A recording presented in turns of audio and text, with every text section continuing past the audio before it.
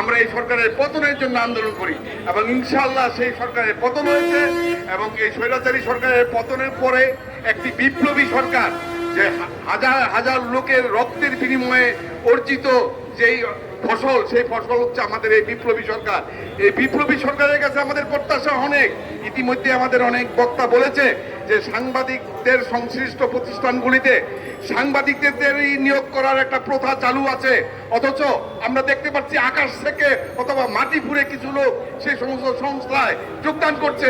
অবশ্যই এই বিপ্লবী সরকারের কাছে আমাদের অনুরোধ, এই সমস্ত বিষয় বিবেচনা করতে হবে এবং এই সাংবাদিক যারা আন্দোলন সংগ্রাম করে জেল খেটেছে, মামলা হয়রানি হয়েছে এবং আমাদের ইতিমধ্যে ৬৫ জন সাংবাদিক নিহত হয়েছে। আজকে সাগর রুনির বিচারের দাবিতে আমরা যেমন দাবি আন্দোলন করছি এবং একই সাথে আমি দাবি করছি এই ৬৫ জন সাংবাদিকের হত্যার বিচার করে শেষ করবেন না, তাদের পরিবারকে ক্ষতিপূরণ দিতে হবে এবং যারা আহত হয়েছে সাংবাদিক তাদের চিকিৎসার জন্য সরকারি ব্যবস্থাপনা করতে হবে।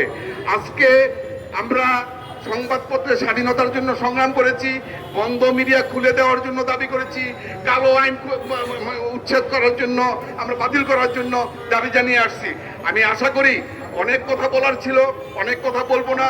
এই বিপ্লবী সরকারের কাছে আমাদের প্রত্যাশা, এই সরকার একটি গণতান্ত্রিক সরকার, সুতরাং এই গণতান্ত্রিক সরকার সংবাদপত্রের সাংবাদিকদের সাথে, সাংবাদিক ইউনিয়নের সাথে বসে তারা সিদ্ধান্ত নিবে কাকে নিয়োগ করবে, কাকে কি করবে। অবশ্যই আমাদের মানে ত্যাগের ফসল তারা ওখানে ক্ষমতায় বসেছেন।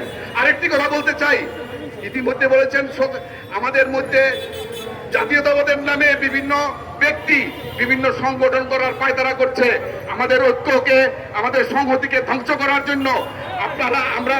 আমরা মনে করি এই ঐক্য এবং সংহতি যারা ভঙ্গ করবে তাদের ব্যাপারে আমরা ঐক্যবদ্ধভাবে আন্দোলন করে প্রতিহত করব। সবাইকে ধন্যবাদ।